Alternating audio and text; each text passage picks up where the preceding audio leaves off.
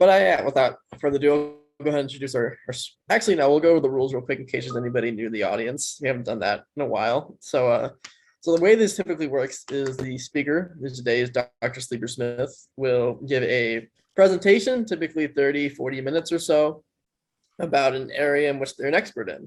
So they know what they're talking about. And then after the presentation, we'll have a moderated Q&A session. So during that Q&A session, you can ask Dr. Sleeper Smith whatever questions you might have about her research or just her area expertise.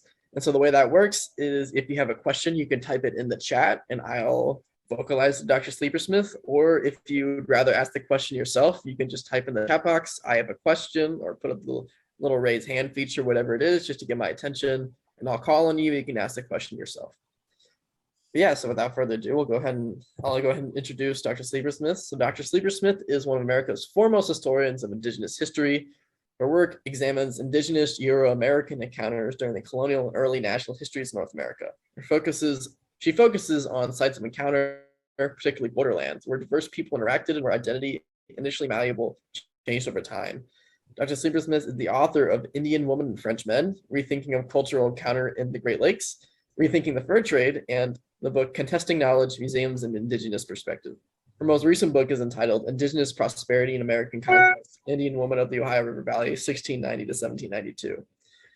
And it explains how the labor of women transformed the economy along the Ohio River. In addition, Dr. Sleeper Smith continued to improving the teaching of Native American history, and she co-edited Why You Can't Teach United States History Without American Indians. She's also served as interim director of the McNichol Center for American and Indian Indigenous Studies, the Newberry Library in Chicago. But basically, she's done it all. is the moral of that story. So without further ado, I'll go ahead and kick it over to Dr. Sleeper Smith. Thank you, Tyler. You are very generous. I appreciate the praise. So I am going to start by just showing you a map of the area that I'm going to be talking about. My work is primarily in the Great Lakes, although I've worked on other projects in other areas.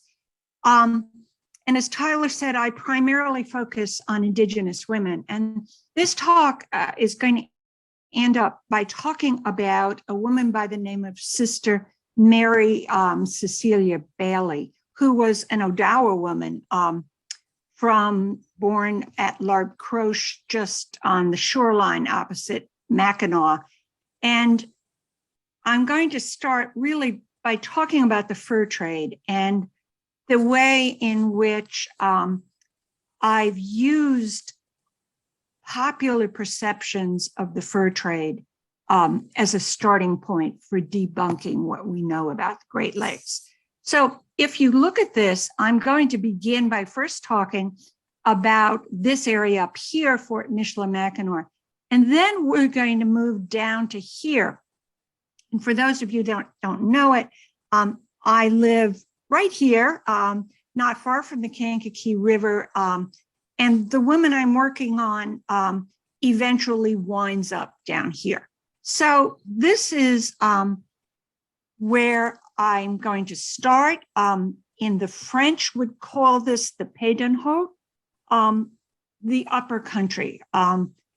The French, of course, controlled New France, and you went to the Great Lakes by going up into the country. You went up the river to the Great Lakes.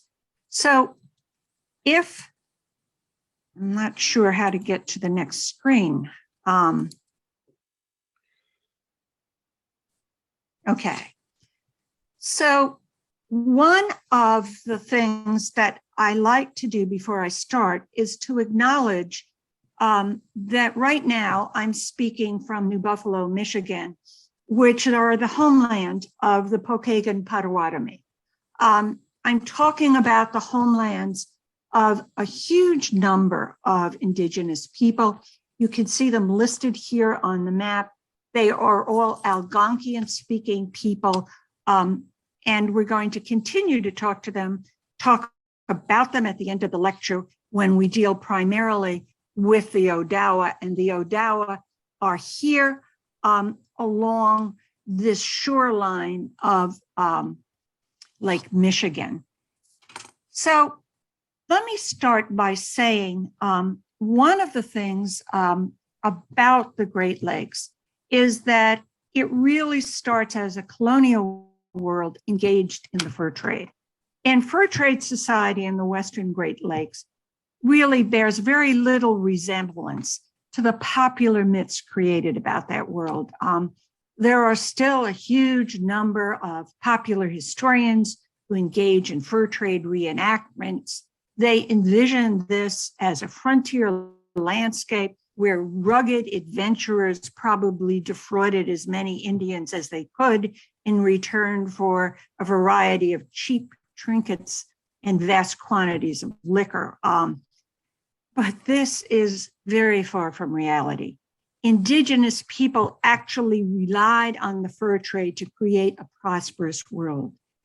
Indigenous people controlled the exchange process, and what they secured in exchange for peltry was cloth. The fur trade created a stable world that would evolve for over 100 years, and it really came about through the intermarriage of Indian women with French men, and eventually English and even American men. Today, what I'd like to do is start to view this world from a 19th century perspective.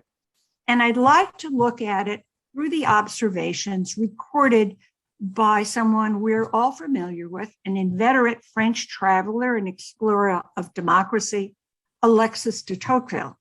And in 1831, he arrived at Michilimackinac, where he was confused, incredibly confused by the people he encountered.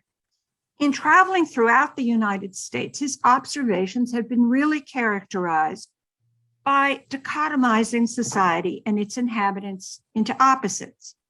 He described governments as politically democratic or aristocratic, and he described Americans' inhabitants as either civilized or savage. But at Michilimackinac, he became extraordinarily and uncharacteristically confused by the people who lived there. For him, these people, and this is quoting him, were, quote, a composite as inexplicable to others as to himself, close quotes. In his journal, he would describe all the residents he encountered as he traveled around Fort Michilimackinac as mixed people, or what he would term Métis. Now, Tocqueville encountered a region where identity remained extremely complex, highly malleable. As a visitor, he was really ignorant of the diverse cultural roots of people living in the Western Great Lakes, of the indigenous women and French men who had begun to intermarry as early as 1680. By 1830, after 150 years, the 600 to 800 French traders who annually ventured into the Western Great Lakes and married Indian women had produced a new world of mixed ancestry people. And it made it very difficult for de Tocqueville to identify them as either civilized or savage. This new social landscape evolved because of the fur trade. Now, during the 17th and 18th century, anyone who attempted to enter the fur trade actively sought out Native women. They were generally married in what was the manner of the country, which was a legitimization of marriage in indigenous custom. And fur traders were forced to secure indigenous wives because neither the Potawatomi, the Odawa, the Chippewa, they all spoke their own languages. To be able to enter the exchange process, indigenous wives translated for them. Indigenous wives were also the processors of peltry. Indigenous wives fed, made their clothing, and most important, were central to the extensive indigenous kin networks that supplied furs to these foreigners.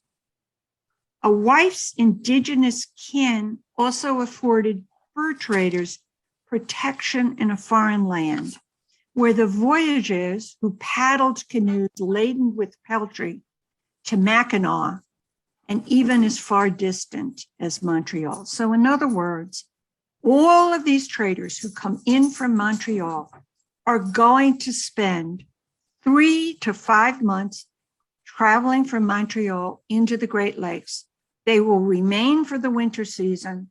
They will collect furs. And if they are very lucky and they have a wife who has an extensive kin network, they may be able to go back with a load or two canoes laden with peltry. Generally, however, most of these traders stayed for 2 years.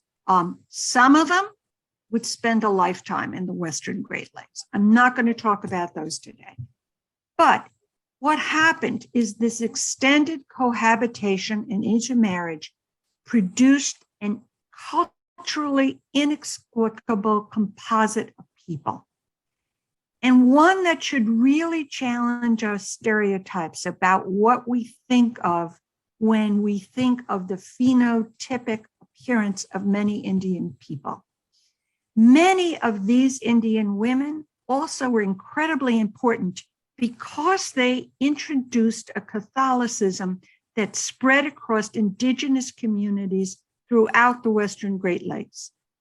Catholicism was introduced by the Jesuit missionaries and then popularized by Indian women. These were the first converts in the Great Lakes. And I want to stop and say to you that it probably is not the type of Catholicism that you're thinking of as it has been institutionalized today.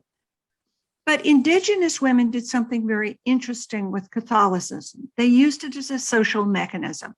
They relied on not just intermarriage, but baptism, and particularly the process of godparenting, to create a fictive kin network that would stretch from Detroit to Green Bay, north to Michilimackinac, into Canada, south into Illinois country, throughout the Ohio River Valley, and as far south as New Orleans. Catholic kin networks drew the French and indigenous people into a complex syncretic culture that was often impenetrable to outsiders. Now, Catholicism acquired increasing centrality in the fur trade, really not because of its religious ramifications, but because of its social ramifications. In an indigenous world, social interaction framed economic exchange. Economic exchange only happened between friends. And Catholic indigenous women who married French fur traders began to emerge repeatedly as the baptismal sponsors to indigenous and mixed ancestry children in their own villages as well as in distant villages. So baptism began to serve a social function. It created Catholic kin networks that paralleled and expanded the networks of indigenous society. By serving as baptismal sponsors, Indian women created a fictive umbrella of Catholic kin.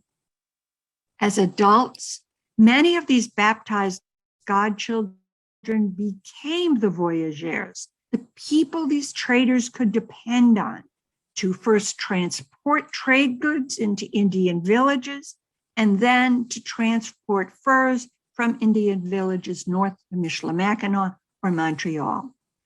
Over time, and I want to emphasize this, the French fur traders and even English fur traders became indistinguishable from their indigenous kin. Jonathan Carver, who was a mid-18th century traveler in the Great Lakes, said, quote, "It is not uncommon to see a Frenchman with Indian shoes and stockings, without breeches, wearing a strip of woolen cloth to cover what decency requires him to conceal. Yet at the same time, he wears a fine ruffled shirt, a laced waistcoat with a fine handkerchief on his head. Indians wore almost exactly the same type of dress. So if you have this image of Indians dressed in skins and barely clothed, throw it out the window. This is not what they look like. Now, in the Western Great Lakes, and this is where we're going to get to Sister Cecilia, Catholic kin networks also had an exclusionary power. For those who violated social norms, these networks of kin became exclusionary. Now, Joseph Bailly was a Frenchman. This is his anglicized name. He left his first wife, Angelique McAlpin, the mother of his 6 children, and he chose to live with his Odawa housekeeper, Touchaquois, or Marie Lefebvre. He was then ostracized by Mackinaw society, and his access to furs declined. Now, Touchaquois was married in Indian fashion to an Odawa medicine man with whom she had 2 children. Now, following the War of 1812, oh, this is a picture of Michilimackinac. I'm sorry. This is kind of what it looked like. You can see the battlements up here on the hill, the village down here, and generally the houses along the shoreline. And many of these are still there. Now, following the War of 1812, Joseph Bailly is going to move his family down to here along the Calumet River. And it is really in today what's present day Northwest Indiana and Southwest Michigan. And in an 1821 treaty with the Americans, his 3 daughters by his second wife received almost a full section of land. In a later treaty negotiated at Chicago, their holdings were further enlarged. Here along Lake Michigan's shore, Bailly established a new trading village. And this is the actual house that Bailly lived in. It is still there. You can see it. It's part of a national park. And what he did was he built a series of log houses, and he included in the log houses rooms for his 4 daughters with Touchaquois, his mother-in-law, Touchaquois' first husband, her 2 daughters by her first husband, several of her Odawa relatives, and 2 servants. Now, when Americans moved into nearby Indiana, they referred to the Bailly Homestead as an Indian town or camp. Now, Bailly was really interested in acquiring swampland acreage, something Americans wanted no part of. It was clearly undesirable, but this was area that was incredibly rich in peltry, and it left his expanding fur trade unmolested for almost the entire 19th century. Now, the homestead he built was situated on a small hill or a clay cliff near the Calumet River. And this is the Calumet River during the summer months. You didn't transport furs during the summer months. The river was too low. But when the snows melted, this river was well above the riverbanks, and you could go from the Calumet to the other rivers that connected to the Mississippi. The house that he built contained a series of nearby houses which housed the furs. And he shipped all of his furs not to Michilimackinac, but he shipped them to New Orleans and Baton Rouge. Clearly, he no longer had connections at Mackinac. This is one of the still remaining houses. People call it a house. It probably isn't. It's probably a house that stored fur trade, peltry, because basically it has an opening up here. And when you had so many pelts building up, you basically started bringing them up through the top window. He also, however, built a chapel. It's no longer standing, but this is a picture from the late 19th century when it was still there. Numerous buildings accommodated Bailey's extended family. You see here, these are walkways that have been put in by the National Park Service. It's a very rural area. It's a very swampy area. If you want to go there, you can see the Indiana Dunes National Lakeshore. It's 27 miles of dunes along the Indiana shoreline. And you can see there the sign for the Bailly Homestead and a nearby farm. Now, what happened is that, getting ahead of myself, what happened is that in addition to the people that lived there, Odawa and Potawatomi were drawn to the Bailey settlement. And this really, with an increasing population, allowed him to secure highly desirable furs. And in this instance, what he was interested in acquiring, because it brought a really high price in Britain, were the black raccoon from the Kankakee River Valley. Because of the soil, it changed the color of the raccoon fur. Now, shortly before his death, Joseph Bailey's eldest daughter, with Tushaqua, his second wife, married a fur trader at nearby Fort Dearborn. She would then die in childbirth. The second daughter, Rose, married a real estate speculator in Chicago. And during a cholera outbreak, her husband died, and she returned to the Bailly homestead with her two daughters. Now, she was horrified. Rose was horrified to find herself surrounded by Odawa and Potawatomi people. And so Rose fled to her bedroom. She imagined herself infirmed, and she rarely left the house. She was continually troubled by rumors about her Indian ancestry. And following her mother's death, Rose had the physical evidence of her Indian ancestry removed from the Bailly homestead. And what she did, and I'm going to show you 3 slides. She took down what were the Indian houses, which were generally built above graves. She took down the Indian names. She took down the Indian tributes to the dead. She took down the white flags that marked the place of the deceased. And what she did was she recreated it as a Catholic cemetery.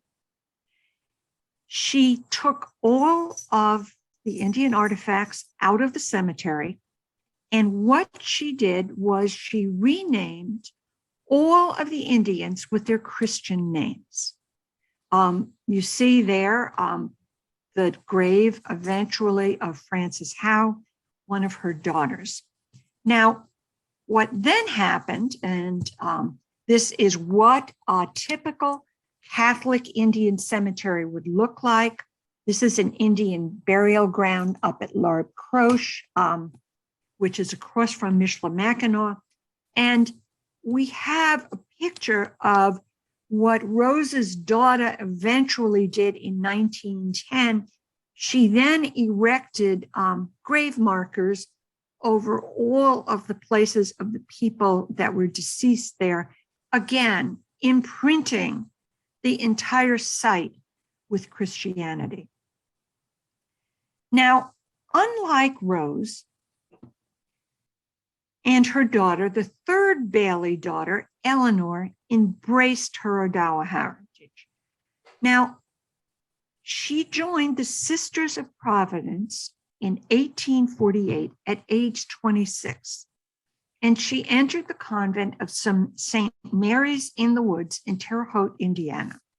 And she took the name, and you see a picture of her here, she took the name Sister Mary Cecilia Bailey, or Sister Mary Cecilia.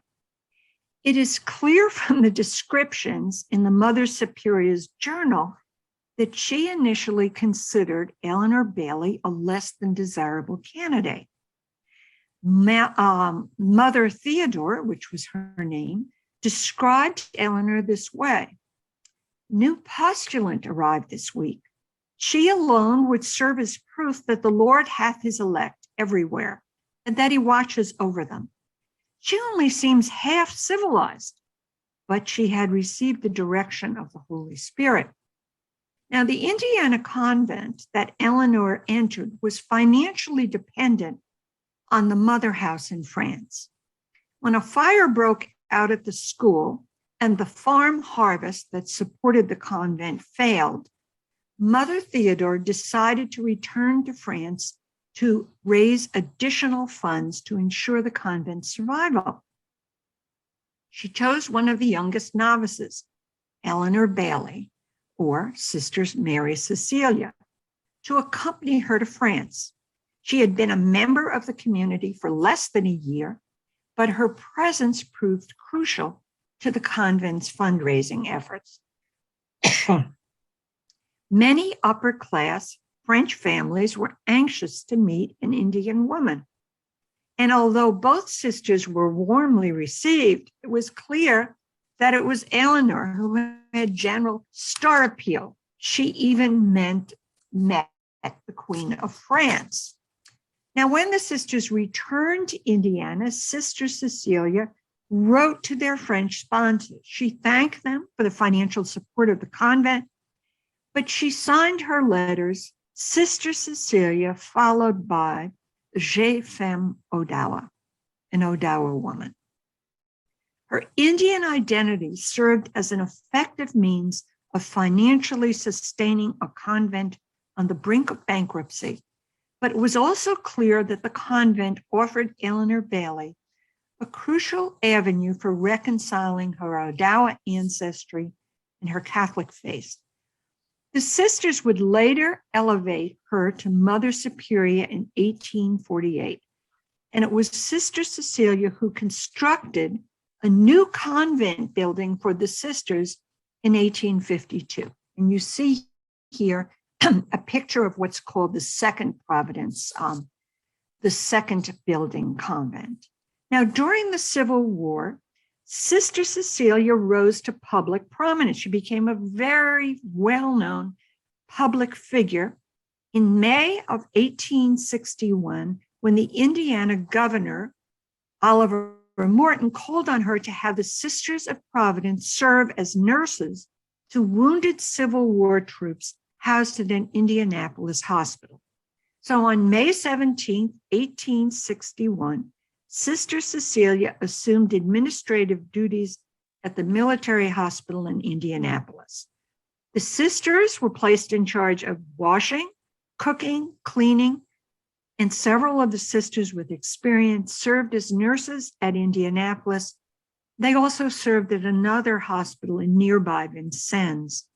Sister Cecilia's nursing skills and her administrative talents transformed her into a local heroine. Unlike her sister, who remained at the Bailly Homestead and buried all signs of her Indian heritage, Sister Cecilia retained her Odawa identity. After the Civil War, when Midwestern newspapers printed numerous articles about her, she really became publicly known as, quote, the Little Indian. She also spent the latter years of her years at the convent attempting to found a Catholic school at the Bailly Homestead, and she was unsuccessful. What she did instead was to raise the money and found St. Anne's Orphanage. And she turned to working with Catholic orphans, and she became head of this orphanage in Terre Haute, Indiana. Now, what I want to do is just stop a second. I want to make sure I'm not running out of time. But basically, when the 1830s rolled around, President Andrew Jackson pushed through the Indian Removal Act. And when it passed Congress, most indigenous communities in the present-day Midwest were forcibly removed west of the Mississippi. Some of them voluntarily left, but many of them were brutally marched to through the hot summer heat. Many of them died. It was as disastrous often as the Cherokee Trail of Tears. But something very strange happened with the treaties that took place in Chicago.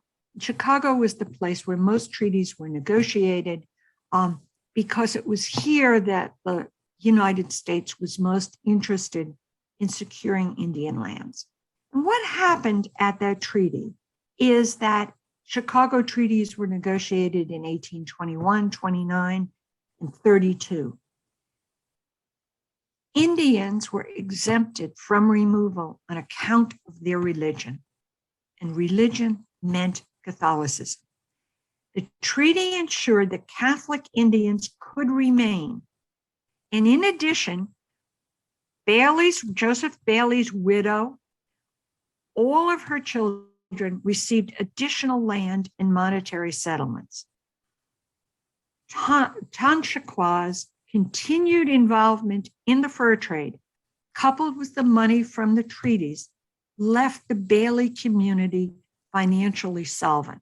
This is one of the reasons it has stayed on until the 20th century and become part of a national park. Now, I started out by saying Indian identity was very malleable. People could decide without prejudice to join white society, to join Catholic Indian society, or to join Indigenous society. And what happened is Joseph Bailey's children are examples of the malleability of that identity. Now, not all the children remained in Indiana. Marie Bailey's daughter by her first marriage, Therese, married among the Potawatomi, and she went west with her two sons, who became leaders of the Prairie Band Potawatomi Reserve near Topeka, Kansas. Bailey's two surviving sons from his first marriage, Alexis Bailey and Francois Bailey, chose highly different pathways. Alexis became one of the principal fur traders with the Sioux on the upper Mississippi, and he founded the town of Wabasha, Minnesota in 1843, and then later served in the Minnesota legislature. So he chose to accept a white identity. Francois Bailey, his other son, chose to become a medicine man, a herb doctor, and lived his entire life among the Odawa. Now, identity for Indigenous people and for a mixed ancestry people remained malleable. Some would choose different pathways, as we've seen. Unfortunately, public attitude towards those Indigenous and mixed ancestry people who thwarted removal was far from benign. They were publicly ridiculed, and they had none of the rights associated with citizenship. And today, many US historians refer to these mixed ancestry people as Métis because, frankly, it avoids the pejorative term used in the 19th century, half-blood. But it also implies a rather benign social progress towards a middle ground. I dislike the term because it tends to mask the cruel treatment these people received in newly founded states like Indiana, Ohio, Illinois, and Michigan. For example, in 1835 at Michigan's Constitutional Convention, the delegates discussed who had the right to vote. The convention brought up many questions such as, quote, who is considered white, unquote, and, quote, are Indigenous people civilized, unquote. The convention concluded that mixed ancestry people were not part of civilized society since, quote, they were only half white. They voted to deny mixed ancestry and Indian people the right to vote. Prejudice and discriminatory practices plagued mixed ancestry people. If you try to trace them in the census, one time in 1860, they may appear as Indian, 1870, they're white, 1880, they may go back to being Indian, depending if that's the time of allotment of reservation lands. They then become white again on a subsequent census. And so identity becomes not just malleable, but it becomes situational, assessing what situation is best for them. But the prejudice reaches throughout Midwest papers. One man who wrote for the Fort Wayne Journal in Indiana described mixed ancestry people as, quote, a miserable race of men. Another man, Caleb Atwater, who visited Prairie du Chien, Wisconsin, described mixed ancestry people as, quote, a motley group of creatures. I can scarcely call them human beings, as the world has ever beheld. Now, the people who were viewed as Métis by the 19th century public were not simply mixed ancestry, and this is what gets very confusing about this. During America's colonial wars, there were a large number of white captives. The 7 Years' War in 1760, and then the American Revolution resulted in a huge number of white captives who were brought to live amongst Indians. Many of those people never returned to white society. They chose to live amongst Indian people. Those people who chose to live as Indians were scorned. They were denied all legal status and, of course, denied the right to vote. John Tanner was one of several examples.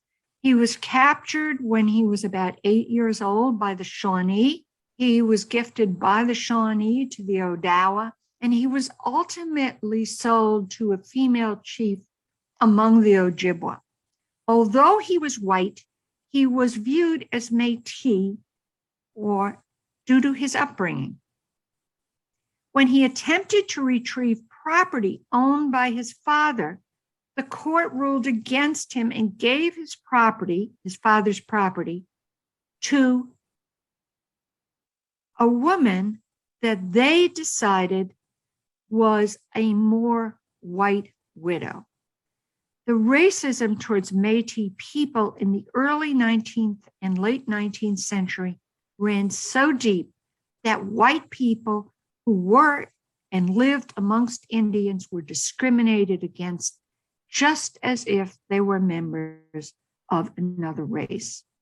In the eyes of Americans, the Métis descended from two unfavorable groups. The French were viewed as backwards because of their feudal and agricultural practices, and indigenous people were seen as uncivilized and weak. Prejudice intensified public hatred of Métis people. The Detroit Gazette was notorious for its tirade against Métis people. When some Métis people were chosen as agents to the Indians because of their civilized tendencies, they condemned them as uncivilized. They said they were unaccustomed to the restraints of civilized people. Mixed ancestry people were considered too racially impure to help civilized indigenous people. Now, I want to conclude by looking at one more thing. And this is a painting, and I have a lot of paintings done by George Winter, who was an Englishman who traveled to this country. His parents immigrated first, and he followed them. He was educated and trained in London, and he was fascinated by the Potawatomi and particularly by the Odawa people that he met in the Ohio River Valley. In a really small archive in West Lafayette, the Tippecanoe County Historical Society, there are 800 portraits of different indigenous people that George Winter painted from 1830 to 1875 or 1880. This is one of the women. it's very difficult to tell whether this Potawatomi woman was actually a member of an order, whether she was a sister in a convent, or whether she was just an Indian woman who had adopted the symbols of Catholicism to thwart removal.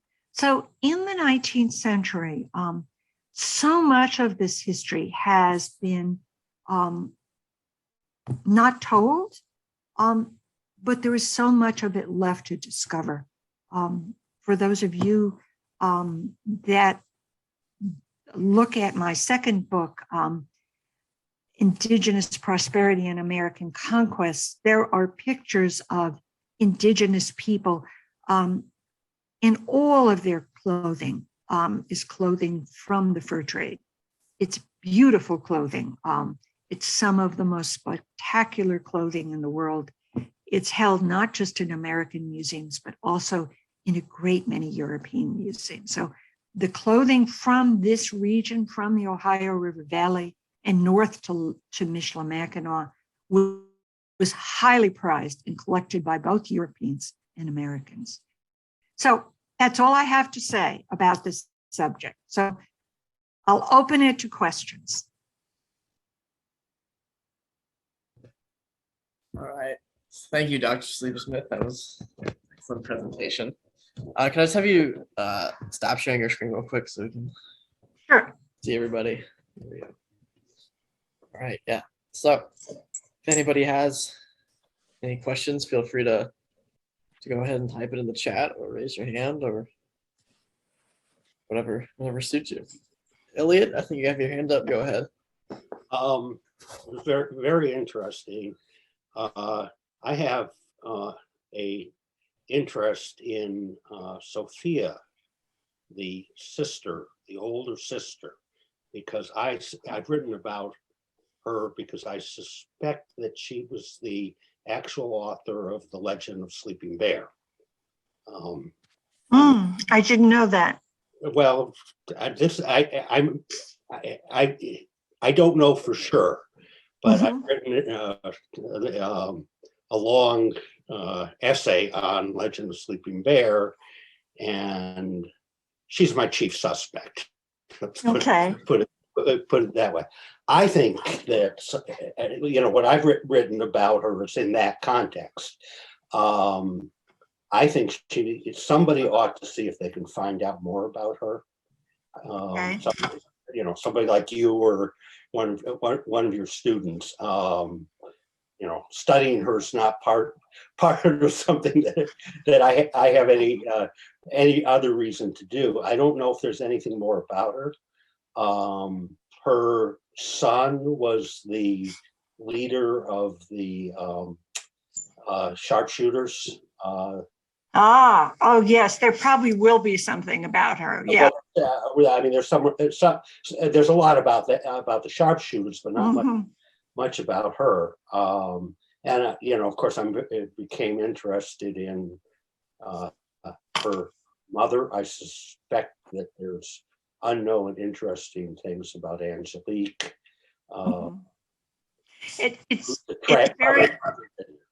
It's very interesting, Elliot, you mentioned that, because what's going to happen at Michilimackinac is many of these Indian women are going to become independent fur traders. And one of the women up there that you probably heard about is Madame La Framboise. And Madame La Framboise opens a school for Native students and for mixed ancestry students. Sophia Bailly, I know, is one of her students. She was her goddaughter. Yes, she was also a goddaughter.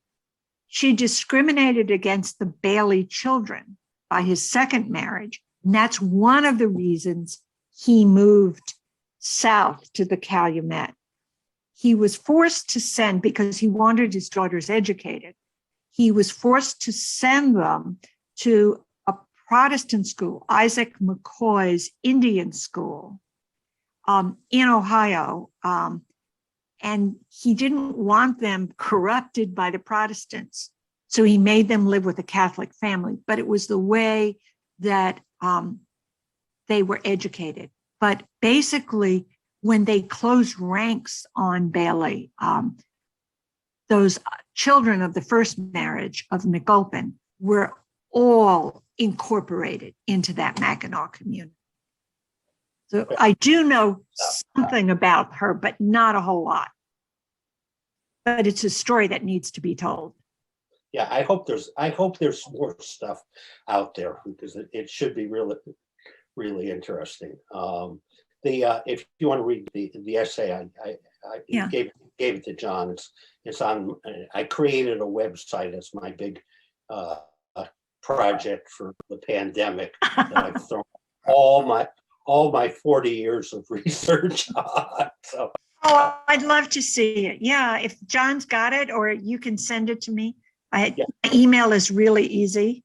It's the university did this to me. It's sleepers@msu.edu. Okay. Just sleeper with an S on it. I finding all my messages to old MSU colleagues are being thrown into the spam for some reason. So I'll try and send it, but look in your spam. I will. Thanks, Elliot. The next question comes from Carol. She asks, she has a question about boarding schools that reportedly attempted to rid children of their Indian heritage. Were any of these women involved in these efforts?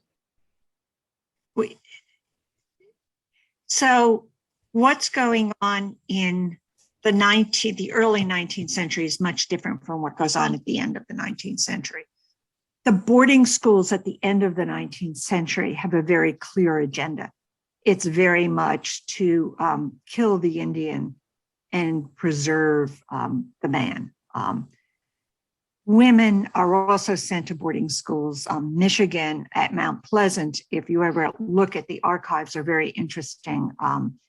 Children from the age of probably 1 on up to 16 or 17 spent most of their time at these boarding schools.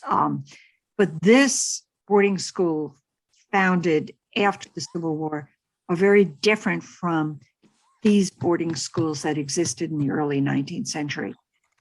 What Joseph Bailly was interested in for his children was he wanted them to read. Indian people wanted to learn how to read because they were tired of being negotiated at treaty conferences. They wanted to be able to read the documents they were signing. So legibility amongst Indigenous people was very important in the early 19th century. This is literally how they negotiated into those Chicago treaties that Indians could remain because of their religion. That was negotiated in. They could read the treaty. They could ensure that it was there. So there's a vast difference. These people in the early 19th century, except for perhaps someone like Rose Howe, are not interested in taking away their identity. And their parents are primarily interested in having them learn to read.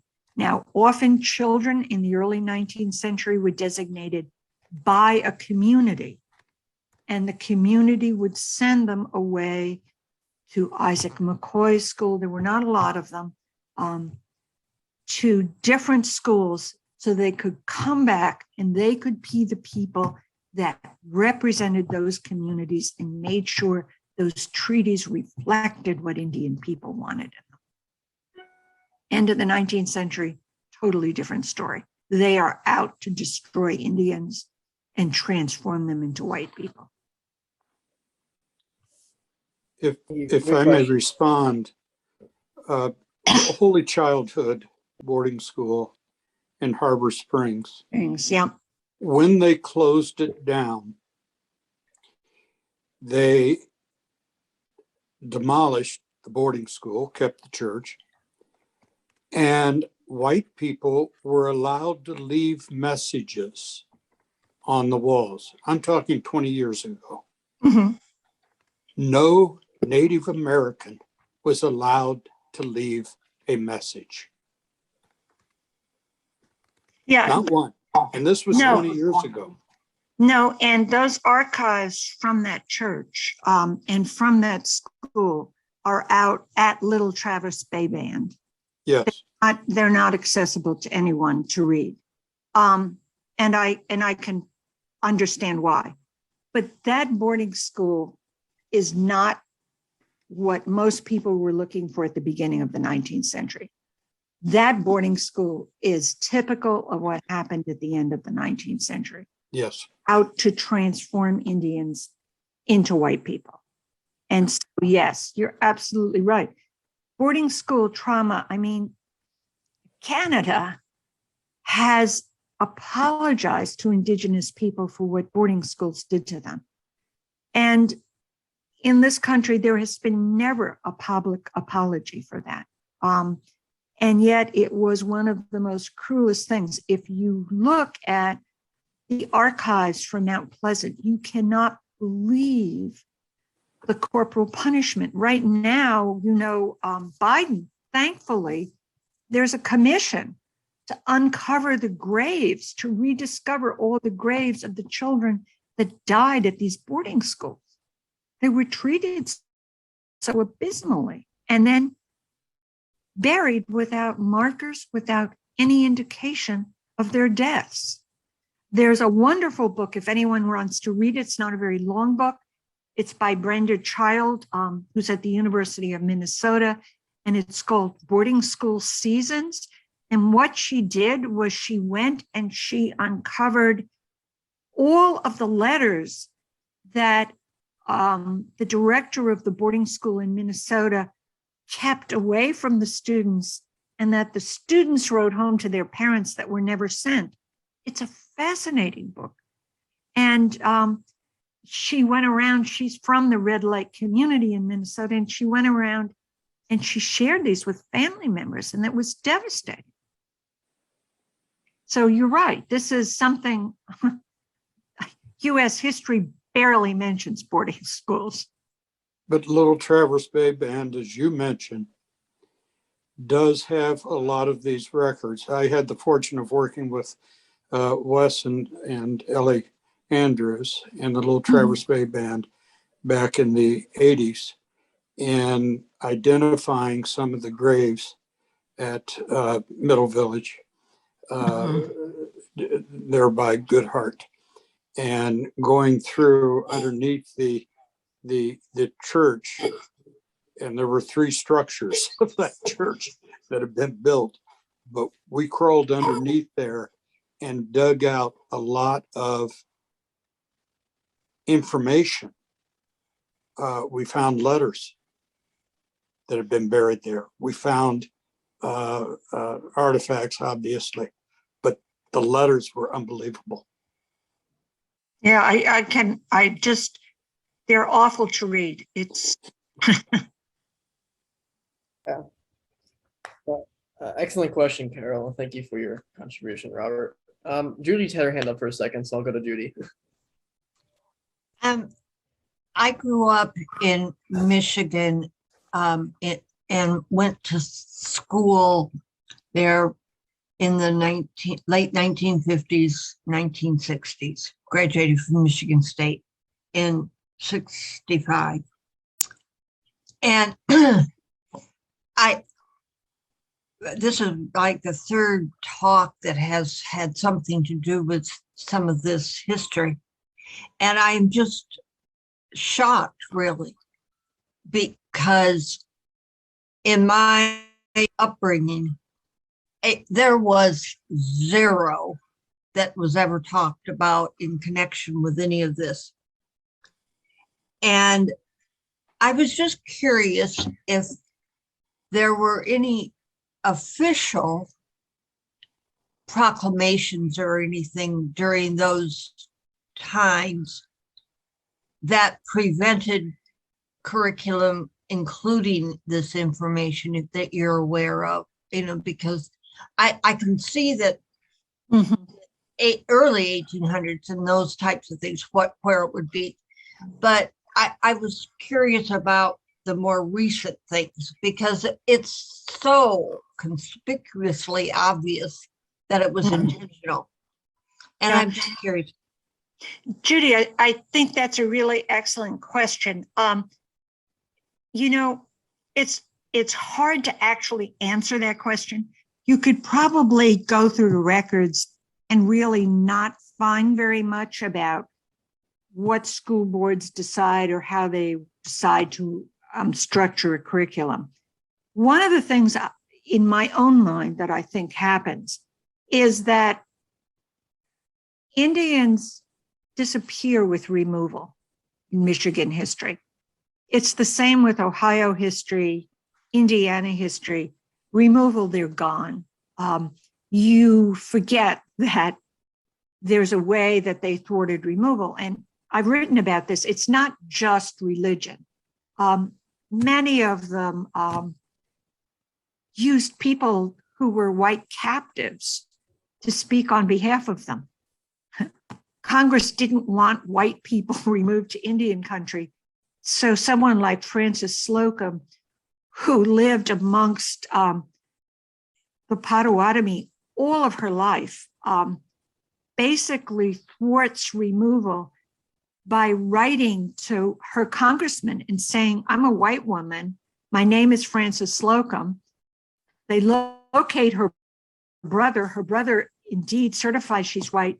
And she gets her whole family exempted from removal, except when you read it and then you look at the Indian names, she's named her entire village. She has 200 villages. There are 200 people that she's exempted from removal. So I think what happens is that there is this way in history was written in the 19th century where Indians just disappear. And they disappear without being aware that there are strategies of persistence. And it really is not until the 20th century. It's some of the work that John has been doing on trying to put some of this history back in textbooks. Almost any textbook that's in a secondary school, Indians really disappear pretty much after removal, except for the mention of the boarding schools and allotment. And that's never more than a page or two. Mm-hmm. But basically, they're gone. And I think what happens is by the time you get to the 20th century, and it's 1950s and 1960s and 1970s, well, there's no history to put in there. Mm. And so it's really going back. Right now, probably the most incredibly fruitful area of history is colonial history, because all of us, there are a huge number of us, are spending our time going back. I mean, how do I find this woman? Well, you know how I found this woman? I made sheets of paper of all the names in baptismal registers. When I was in graduate school, my husband lived with 5,000 pieces of paper on the living room floor till I could figure out the relationship between all of these people.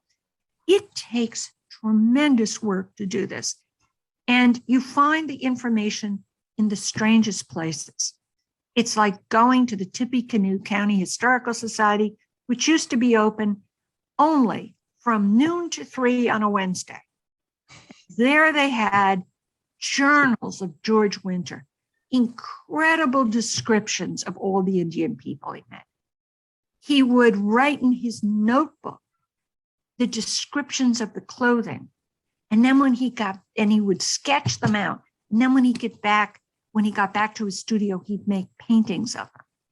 He tried, when Congress was trying to decorate the halls of Congress, he submitted this huge tableau, which was going to be like 8 feet long and 9 feet high, of a treaty conference.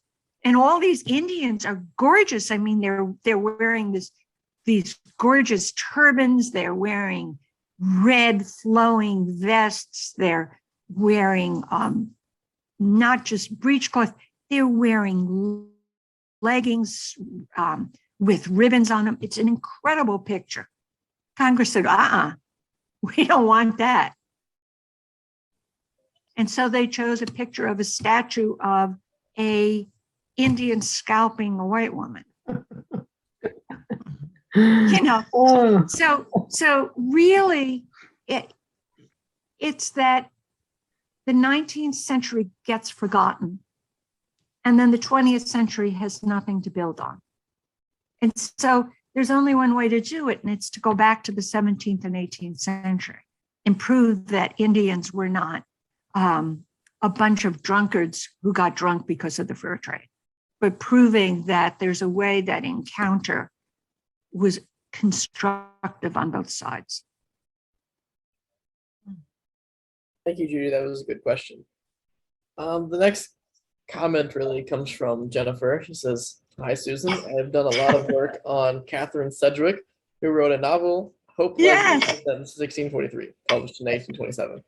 It offers a sympathetic portrait of an Indian woman who marries a white man who is forced to leave her and her baby by his family. It's an interesting picture. It's an interesting early picture of the complexities of mixed marriages." Jennifer, tell me more about it, because it's been ages since I looked at Sedgwick. well, that little synopsis is pretty much all I think that's relevant in terms of what you're talking about. What's really interesting is that Sedgwick wrote a very feminist book. That is, it's very sympathetic toward Hope Leslie. And it's interesting that the title gives her, should we say, white person's name rather than her original native name. But that, I think, was so that Sedgwick's public would buy it. But it's a very sentimental novel, but it's also a very positive novel in that the Indian woman really does come out at the end as a figure who certainly was betrayed by her husband, who loved her dearly, but gave into his family's pressure on him. Mm-hmm. We might say white values ultimately won out. So she's a victim in that sense, but she comes out of the novel ultimately as really a very noble figure, despite what has happened to her, despite what white culture has done to her. We're left with this feeling of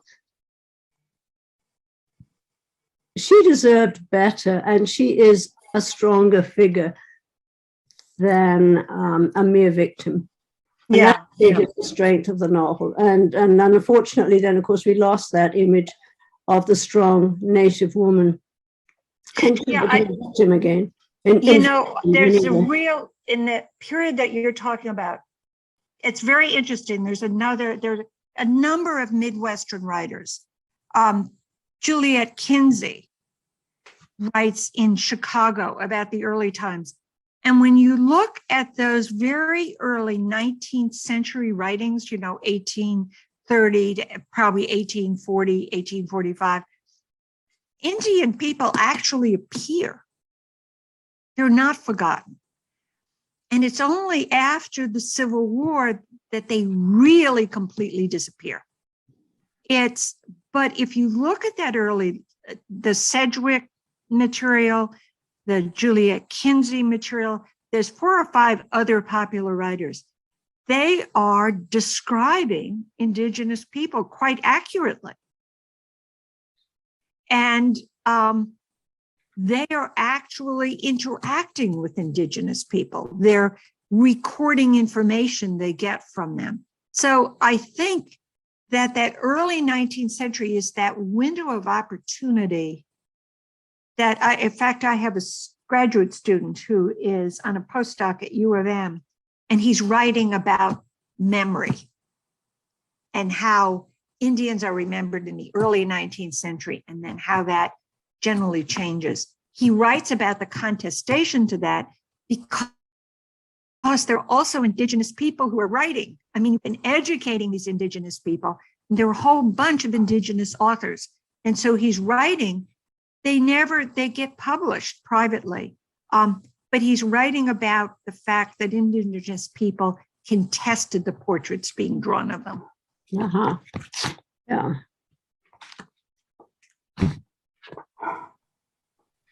Yeah, thank you for that, Jennifer. I think the next question is from Marna, and I don't know if we'll have a whole lot of time after that one. We'll see. Yeah, I'll let Marna ask her question.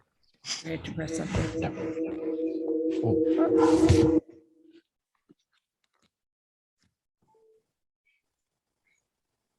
three tribes that were primarily in Michigan, the Ottawa or Dawa, Potawatomi, and the Ojibwe or Chippewa tribes are known as the people of the three fires.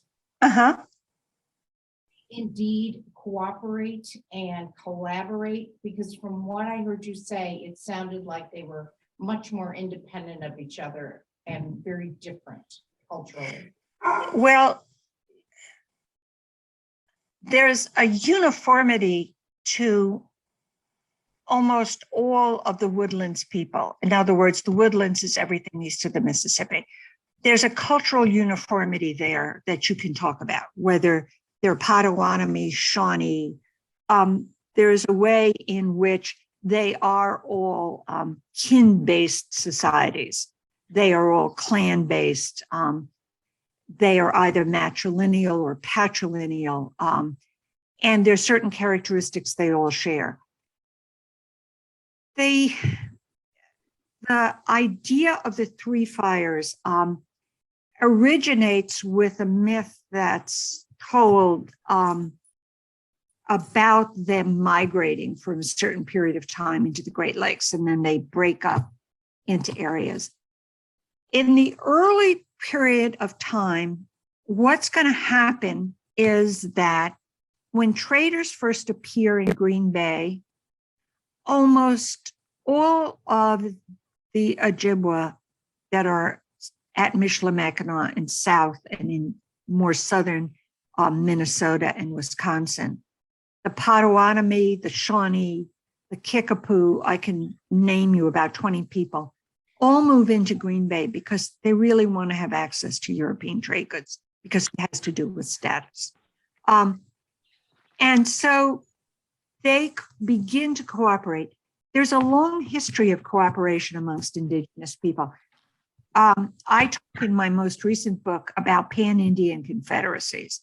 And the reason that actually the first pan-Indian confederacy created by the Shawnee, the Potawatomi, and the Miami basically are responsible for handing the United States Army the worst defeat in all of its history.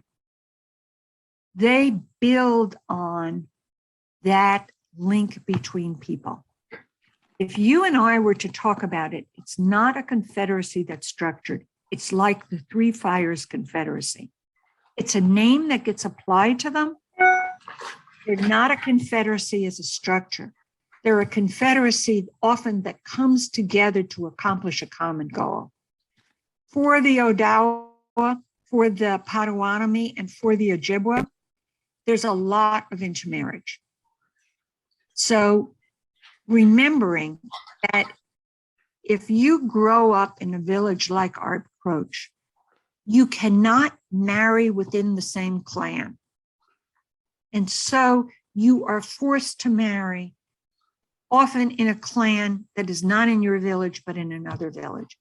And this is one of the ways these confederacies or groups of people work. It's really through intermarriage. And it's really through together working at diplomacy. There's been a real history of seeing Indian people as enemies, and that's not really true. It's very true that the French are very capable of helping to cement many of those alliances because the French are more aligned with Indigenous people than the British will be. The British will align with the Iroquois. The French will align with all of the Great Lakes people. But the whole idea of a confederacy is very, very loose. I almost hate applying the word confederacy, even though they say the Three Fires Confederacy. Thank you. Thank you, Marna. So I think our last question is going to be from Hari, and then that'll be it for the night. So Hari asked, well, what motivated you to embark on research in this area? That's another lecture in and of itself. I will tell you, I basically went back to school after having another career, and I went back and took my degree at the University of Michigan. And I graduated in 95. So it was rather late in life. And basically I was working on the town of Marshall, because I'm very interested in material culture. And when I wrote the first chapter, my committee read it. And my committee consisted of a number of French historians and US historians and women's historians. In fact, there were 7 of them on the committee. And one of them, Carol Carlson, said, you know, I think this is a really interesting chapter. I can't believe this guy had all this money and he tore down the town and remodeled it so it looked like a little New England village. She said, but the most fascinating part of it is why you've got Indian women supplying vegetables to those incoming pioneers. So why don't you rewrite the chapter and tell me more about that? And basically what was going to be a chapter about memory and its construction in the town of Marshall became a dissertation about Indian women, because the more I started to research Indian women, the more fascinated I became by it. My own background is that my mother is Sami, which are indigenous people of Norway. And she didn't come here till later in life. And so I basically have always had an interest in indigenous people. And I think Carol Carlson, who was my mentor at the U of M, pushed me in that direction. So that's how I wound up doing what I'm doing. Thank you, Hari, for that question. But yeah, I think that is gonna wrap up our evening tonight. Let's have another round of applause for Dr. Staper Smith, of course, for that excellent talk. Virtual round of applause, whatever that's, or whatever that's. Thank you. And yeah, Dr. Worrell, do you have any closing thoughts? Just a thank you again, Susan. Marna, sitting to my right, just said that was great. And I entirely concur. Really, really fascinating. Thank you. So yeah, and thank you all for attending. Just to quickly note before everybody signs off the evening, next week we've got the great honor of hosting Professor Melanie Helton, who is Professor of Voice, soprano, and Director of MSU's Opera Theatre. So please come back here this time next week. Again, thank you so much, Susan. Thanks to you, Tyler, and see you all very soon.